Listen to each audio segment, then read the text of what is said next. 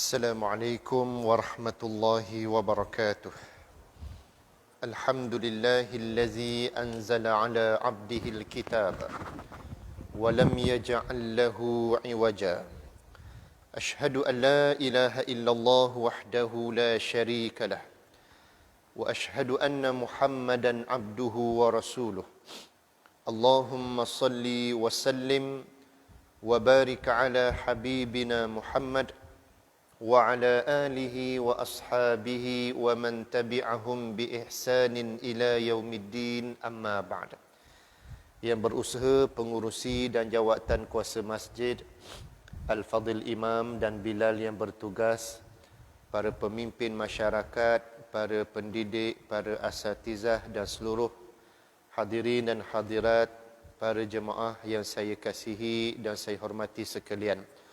Marilah sama-sama kita merofakkan setinggi-tinggi kesyukuran kehadrat Allah Subhanahu Wa Taala dengan pertunjuk serta inayah daripadanya. Kita masih dalam naungan nikmat iman dan Islam. Dengan kasih sayangnya kita dipanjangkan usia dan dikurniakan kesihatan yang baik, dan Allah telah memilih kita sama-sama dapat mendirikan solat subuh secara berjemaah, dan juga istiqamah serta kelangsungannya kita dapat meneruskan majlis ilmu yang merupakan taman-taman syurga, majlis yang amat disukai oleh para malaikat dan malaikat berdamping dengan orang-orang yang sedang menuntut ilmu serta mendoakan rahmat dan keampunan bagi orang-orang yang sedang menuntut ilmu. Mudah-mudahan kita semua termasuk dari kalangan orang-orang yang mendapat rahmat Allah dan keampunan di sisinya. Amin ya rabbal alamin. InsyaAllah pada pagi ini kita akan sambung kembali pengajian tafsir kita, yang mana kita masih lagi dalam surah Al-Baqarah ayat yang ke-223. A'udzu billahi minasyaitonir rajim. Bismillahirrahmanirrahim. Nisa'ukum harthun lakum fa'tu harthakum anna syi'tum wa qaddimu li anfusikum wattaqullaha wa'lamu annakum mulaquhu wa basyiril mu'minin. ولا تجعلوا الله عرضة لأيمانكم أن تبروا وتتقوا وتصلحوا بين الناس والله سميع عليم. لا يؤاخذكم الله باللغو في أيمانكم ولكن يؤاخذكم بما كسبت قلوبكم والله غفور حليم. للذين يؤلون من نسائهم تربص 4 أشهر فإن فاءوا فإن الله غفور رحيم. Maksudnya, isteri-isteri kamu adalah sebagai kebun tanaman kamu. Oleh sebab itu, datangilah kebun tanaman kamu menurut cara yang kamu sukai. Dan sediakanlah amal-amal yang baik untuk diri kamu. Dan bertakwalah kepada Allah. Serta ketahuilah sesungguhnya kamu akan menemuinya pada hari akhirat kelak.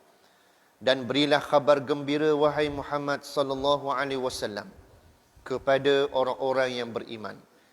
Dan janganlah kamu jadikan nama Allah dalam sumpah kamu sebagai benteng yang menghalangi kamu daripada melakukan kebaikan. Dan bertakwalah serta mendamaikanlah perbahalan antara sesama manusia.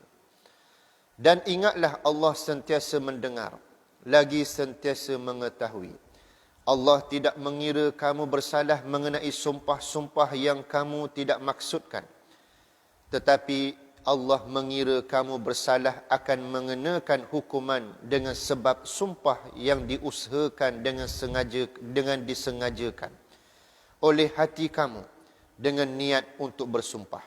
Dan ingatlah, Allah Maha Pengampun lagi Maha Penyabar. kepada orang-orang yang bersumpah tidak akan mencampuri isteri-isteri mereka, diberikan tempoh 4 bulan. Setelah itu jika mereka kembali mencampurinya, maka sesungguhnya Allah Maha Pengampun lagi Maha Pengasihannya. Surah Al-Baqarah ayat 223 hingga 226. Ayat yang kita baca pada pagi ini masih lagi berkesinambungan daripada ayat yang lalu, di mana ayat yang lalu menceritakan mengenai perihal rukun rumah tangga ataupun institusi kekeluargaan dalam kehidupan, dalam membawa kepada bimbingan bagi para orang-orang Islam ataupun mereka yang bergelar Muslim. Mereka mendapat suatu nikmat bagaimana SOP kehidupan yang begitu jelas memberi bimbingan kepada kehidupan mereka itu sendiri. Inilah besarnya nikmat Islam yang Allah Ta'ala anugerahkan kepada kehidupan kita.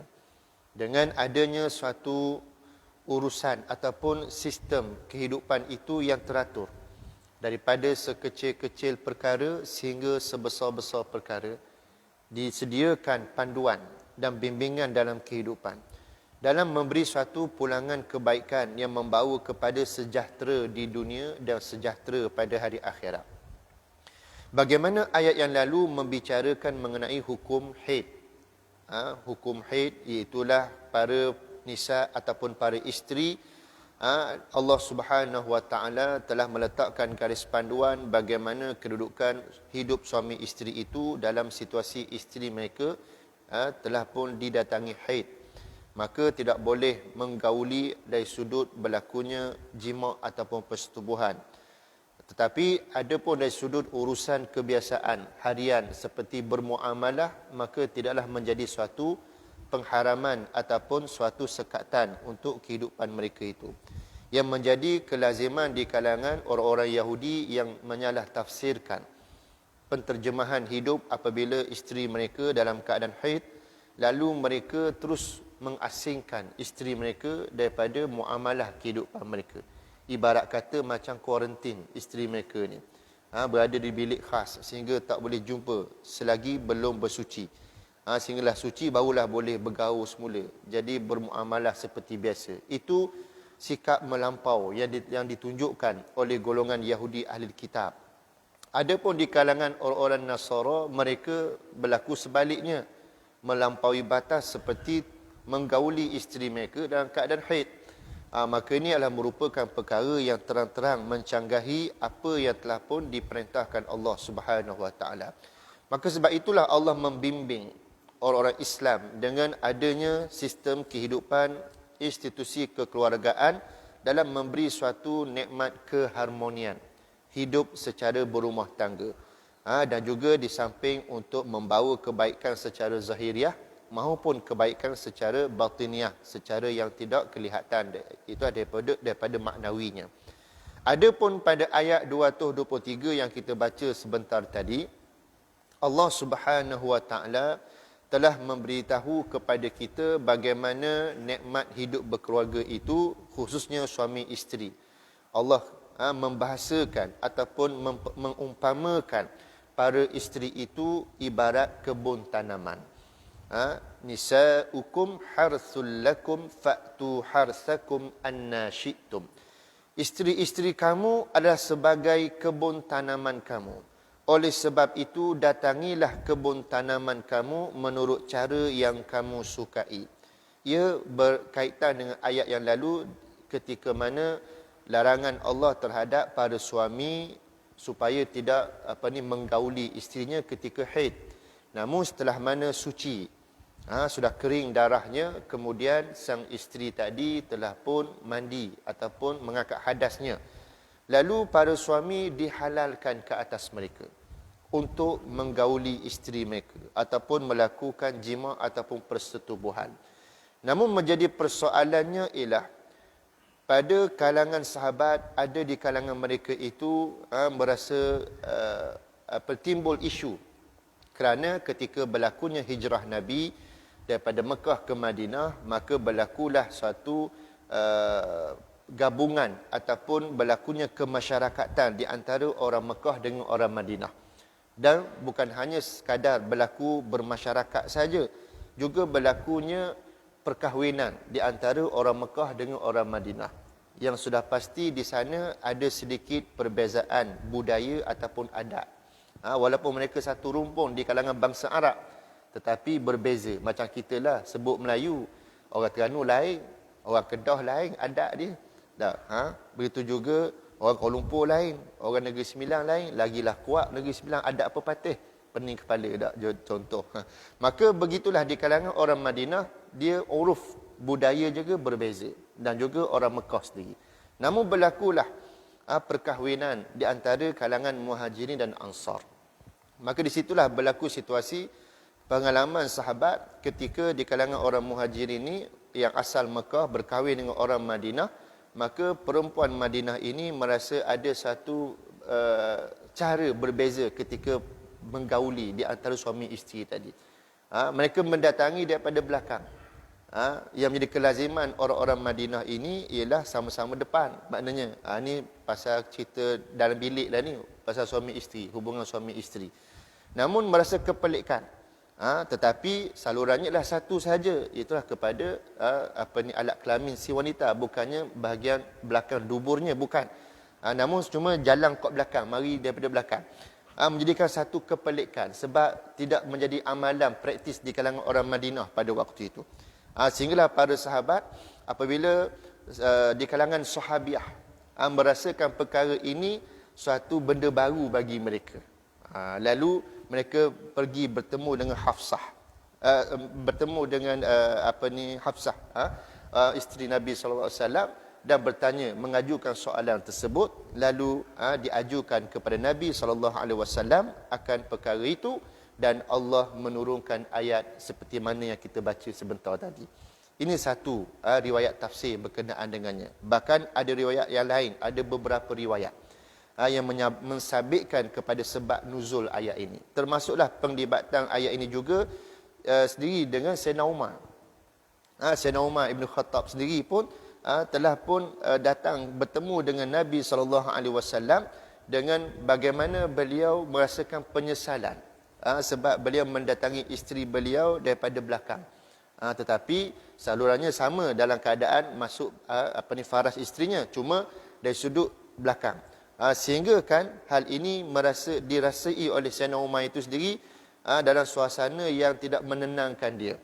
Lalu hal ini diajukan kepada Nabi SAW.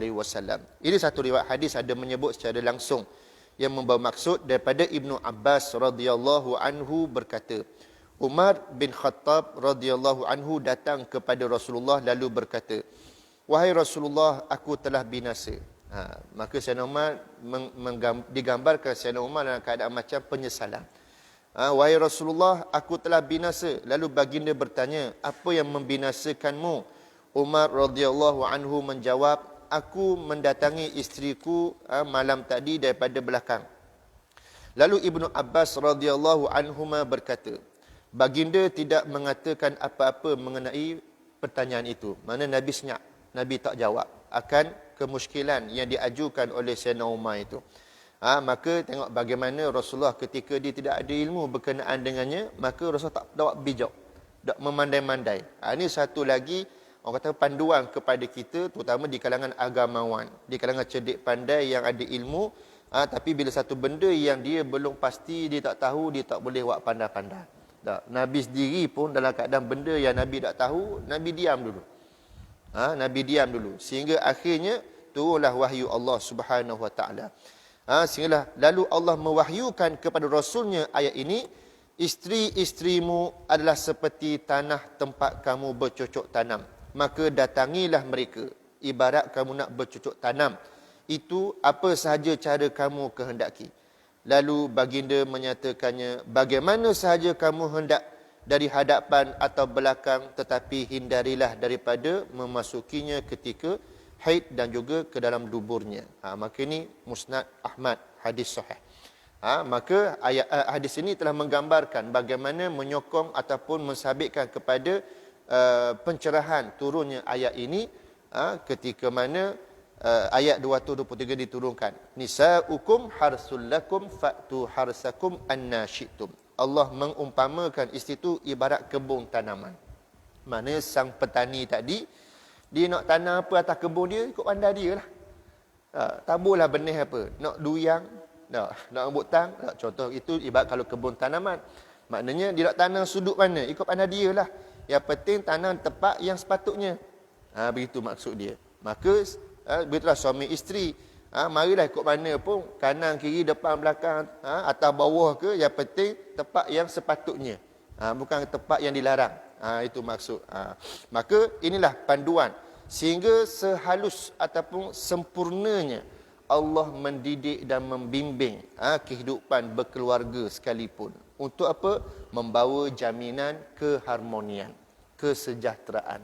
Adapun agama yang lain tidak menceritakan detail seperti mana Islam telah memberi garis panduan dalam kehidupan kita ini. Dan begitulah satu riwayat hadis yang lain ada menyebut daripada Ibnu Al-Munkadir, aku mendengar Jabir radhiyallahu anhu berkata, orang-orang Yahudi berkata apabila menggauli wanita melalui belakang, maka mata anaknya akan menjadi juling. Ini satu fahaman khurafat yang telah pun digembar-gemburkan oleh golongan Yahudi ahli kitab. Apabila suami isteri berhubungan ataupun berjima dalam keadaan suasana seperti yang dinyatakan tadi, mari ikut belakang, maka akan memberi kesan kepada menghasilkan anak tubik, anak jadi mata juling. Ini kan kita pernah dengar ada orang tua-tua kata kan, maknanya. Maka hal inilah yang menjadikan suatu, orang kata apa, pembawaan daripada ahli kitab, orang Yahudi, yang mendatangkan suatu dipanggil momokkan ataupun dipanggil fahaman khurafat lah, yang tidak ada sandaran. Sehingga akhirnya Allah menurunkan ayat ini dalam memberi suatu pencerahan. Maka tak kisah, tidak ada kaitan pun dengan juling mata tu. Itu maksud dia. Bahkan ada banyak periwayatan, tetapi yang jelasnya ialah daripada ayat ini Allah Ta'ala memberi suatu kebebasan kepada hubungan suami isteri tadi dari sudut selagi mana tidak membatasi ataupun melanggar apa yang telah pun digariskan oleh Allah Subhanahu Wa Ta'ala, maka harus hukumnya. Harus hukumnya. Bagaimana sekalipun, yang penting jangan buat kepada dua larangan yang Nabi sebut tadi. Ketika haid tak boleh menggaulinya secara berjima maupun masuk ikut duburnya. Adapun ikut faras, maka itulah satu perkara yang menjadi tuntutan dari sudut keharusan dan halalnya bagi suami untuk menggauli isterinya. Namun begitulah apabila dinyatakan hal yang demikian, memberi suatu kelegaan kepada para orang yang beriman dalam berhadapan dengan kehidupan situasi berumah tangga tadi. Kalau dilihat pada nota kaki kitab tafsir Pimpinan Ar-Rahman ini, bila menyebut dan menghuraikan menurut cara yang kamu sukai, iaitulah setubuhilah isteri kamu secara yang kamu sukai pada tempat menanam benih. Yang penting tanam benih ikut tempat dia. Maka nak buat ikut mana, ikut kanan dulu, kiri dulu, atas bawah, maka semua itu terpulang. Itu maksud dia. Wattaqullah, lalu Allah Subhanahu Wa Ta'ala telah pun menyatakan satu tekanan, satu penegasan. Kalau kamu nak berseronok dengan isteri kamu, halal bagi kamu suami isteri berseronok, tetapi waqaddimu li anfusikum, dan sediakanlah amal-amal yang baik untuk diri kamu. Maknanya dalam kehidupan berumah tangga, kenikmatan memuaskan nafsu ini bukan sekadar untuk memuaskan nafsu saja. Islam mengajar kita dalam keadaan memenuhi nikmat fitrah kemanusiaan tadi dalam pasangan hidup, maka di sana dituntut ataupun menjadi matlamat kehidupan manusia berumah tangga itu untuk mendapat zuriat ataupun mendapat keturunan. Maka Allah Ta'ala kata apa? Waqaddimu li anfusikum, dan sediakanlah amal-amal yang baik untuk masa depan kamu, untuk diri kamu, termasuklah dalam menjadikan penghasilan zuriat itu zuriat yang memenuhi apa yang Allah dan Rasul perintahkan. Maka ada adab-adab. Ketika berjimuk pun ada adab. Tak, ada adab dia. Banyaklah, antaranya mesti taharah, bersuci, tak, mengambil wuduk dan sebagainya. Kemudian tempat yang tertutup, tak boleh buat tempat terbuka, buat macam apa, anjing kucing, tak, ikut dang sekali, lembu kubar. Macam tak ada moral. Tak. Maka manusia dalam keadaan halal dah berhubungan suami isteri, maka mesti tempat yang sepatutnya. Jangan didedahkan pula. Janganlah di tempat yang terbuka. Dalam masa sama masih menjaga batas-batas aurat. Itu yang dituntut. Kemudian ada doa-doa yang diajar. Daripada hadis Nabi ada doa yang warid dalam mengajar. Allahumma jannibna syaitan. Semua tu faham belaka, fasih belaka doa tu dah. Maknanya ingatlah kepala belaka dah. Maka diajar khusus bagaimana untuk apa, perbekalan ataupun menghasilkan zuriat keturunan tu ada kaedah-kaedah dia. Sebab memang bila bersama ni, maka kita jangan lupa di sana ancaman kita siapa dia? Syaitan. Sebab itulah Nabi pun ajar kita doa, doa yang masyhur yang semua sedia maklum, dengan mafhum doa tadi, dengan nama Allah, jauhkanlah daripada kami syaitan dan jauhkanlah pula daripada syaitan apa anak yang engkau rezekikan kepada kami. Mana sebab itulah setengah orang yang tak ada bimbingan agama, nak berhubungan je. Tak fikir bab doa-doa dah, ada adab dah, bersuci ke apa. Tu yang jadi kadang-kadang salah perjalanan tu, anak-anak punya degil, babi, dak apa benda dah. Ataupun jenis seperti mana yang kita tidak inginilah. Oleh ibu bapa mana yang nak tengok anaknya buruk perangai. Tapi bila dah dia jika berlaku demikian, dia jangan salahkan anak. Itu kadang-kadang silap orang kita ni, setiap kesilapan yang dilakukan oleh anak tu, dia terus menyalahkan dan menghukum anaknya. Kadang-kadang itu satu benda yang perlu diperbaiki di kalangan masyarakat kita. Dia sepatut reflect diri dia dulu. Pantulkan diri dia dulu. Sebab dia yang memulakannya. Dia sebagai ketua keluarga. Dia sebagai seorang bapa. Dan dialah yang memulakan untuk penghasilan anak. Maka dia cek dulu, masa aku berhubungan dengan isteri itu, aku bersiap tak dengan bekalan ilmu yang diajar oleh Rasul, oleh Allah kepada dirinya. Kadang-kadang takut dia sendiri pun tak baca bismillah, ataupun tak baca doa, ataupun tidak memperlengkapkan dengan amalan yang sepatutnya. Kemudian bila dah dapat hasil itu, bila tak comel, dia pun marah, menyalahkan. Ini salah, ini tak betul. Maka sebab itulah sungguh sempurna Islam yang Allah Ta'ala turunkan kepada kita, bagaimana masa kini yang mana pengamalan dan penghayatan dan pengamalan tersebut tak berlaku dengan baik. Kenapa? Sebab keruntuhan ketamadunan sudah menyerang kepada negara-negara umat Islam, dipengaruhi oleh cara hidup kebaratan. Orang anak muda hari ini telah terpengaruh dengan cara hidup barat. Kahwin pun cara hidup barat kok. Tak. Main sanding-sanding, pakai pula baju pengantin jenis lain. Fotografer lah, okey, buat gaya gini, pergi lokasi ni, pasal pengantin kok, jenis betul benda ikutlah. Terjunlah sawah padi, ambil gambar sawah padi pula. Cedung lalu lah, senang tak? Maknanya. Dia mari ikut awal, pening selalu lah. Jadi trend. Maka orang mari nak jumpa pengantin, nak tolong doa ke pengantin. Barakallahu lakuma. Tanya pengantin mana? Pah mana tahu. Gi patah mau ambil gambar. Gi sawah padi mau ambil gambar. Ni satu benda yang perlu kita bendung. Nampak macam biasa-biasa. Rupanya jangan. Ini luar biasa yang merupakan penangan Yahudi dan Nasara kepada kita orang Islam. Konsep tu, ruh tu tak comel dah berlaku dalam masyarakat. Dia sikit-sikit. Hak Nabi kata, shibran bi shibrin wa zira'an bi zira'in. Hak ni bendanya. Sejengkal demi sejengkal, sehasta demi sehasta, tak sedar. Kita terlaku amalan orang-orang yang rosak pengamalan agama. Seperti Yahudi dan Nasara. Mereka Yahudi dan Nasara orang yang beragama. Tapi tidak ada penghayatan agama. Akhirnya terhakis nilai agama dalam kehidupan mereka tanpa mereka sedari. Mereka telah menyeleweng. Maka kita pun umat akhir zaman tak sedar ikut sama budaya mereka, ikut sama cara hidup mereka. Sebab tu Allah sebut waqaddimu li anfusikum, maka hendaklah sediakan diri kamu dengan amal-amal yang baik, untuk diri kamu, persiapan kamu, diri sendiri kamu dan juga keluarga kamu. Wattaqullaha wa'lamu annakum mulaquh. Kenapa kena ada persiapan? Lalu Allah Ta'ala kata apa? Bertakwalah kepada Allah. Dengan persiapan itu membawa kamu kepada penghasilan takwa. Takwa ni apa dia? Mari timbul dalam diri seorang itu al-khawfu bil jalil. Dia merasa takut dan gerung kepada Allah. Kenapa takut dan gerung kepada Allah? Sebab hari akhirat kita akan menghadap Allah Ta'ala.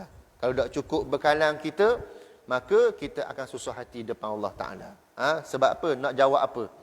Amalan kita banyak mana bekalan kita. Kalau amal soleh cukup, Alhamdulillah. Hak kita bimbang, amal soleh tak ada bekalan. Hak banyak bawa bekalannya apa? Dosa-dosa kita kepada Allah Ta'ala. Barulah perlu sejak kita pada waktu itu. Kan ada hadis menceritakan mengenai situasi Yaumul Mahsyar.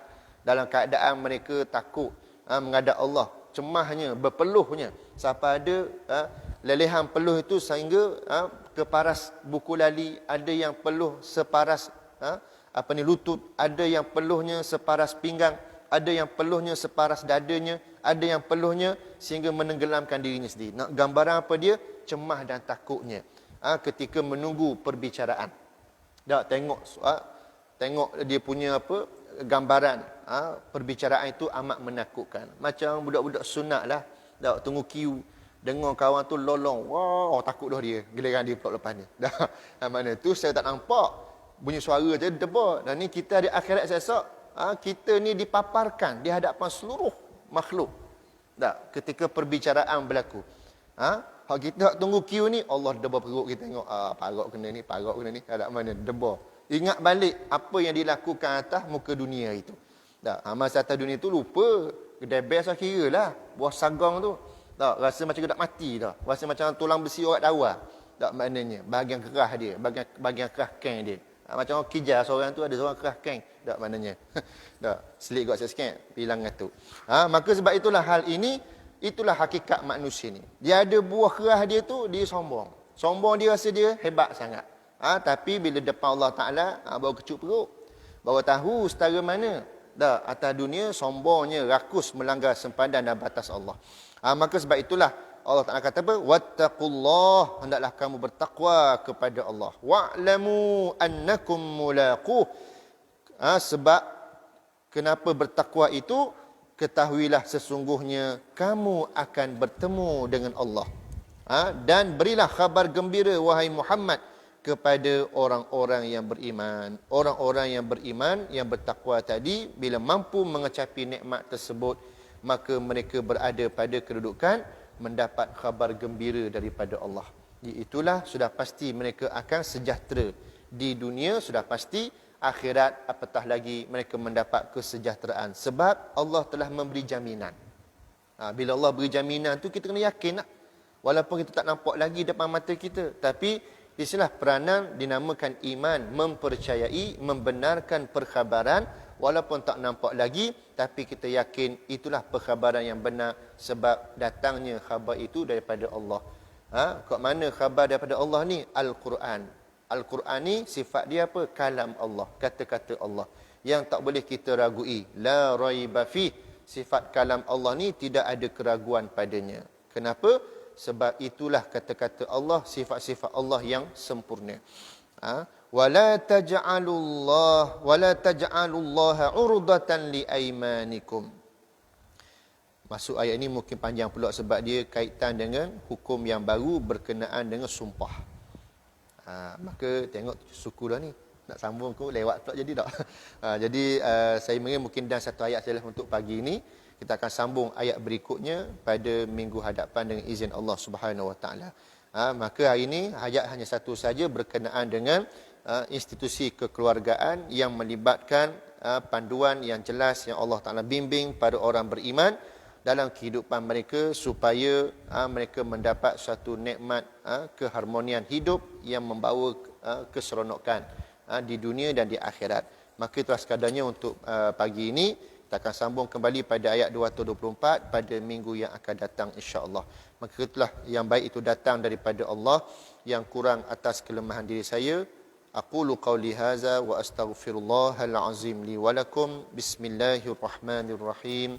Alhamdulillahi rabbil alamin, hamdan yuwafi ni'amahu wa yukafi'u mazidah. Ya Rabbana lakal hamdu kama yanbaghi li jalali wajhika wa azimi sultanik. Allahumma inna na'udzu bika min ilmin la yanfa' wa min qalbin la yakhsha' wa min nafsin la tashba' wa min du'ain la yusma'. Allahumma inna na'udzu bika minal kufri wal faqr. Allahumma inna na'udzu bika min azabil qabr. La ilaha illa ant. Ya Allah, ya Tuhan kami berlindung denganmu daripada ilmu yang tidak bermanfaat. Kami berlindung denganmu ya Allah daripada hati yang tidak khusyuk.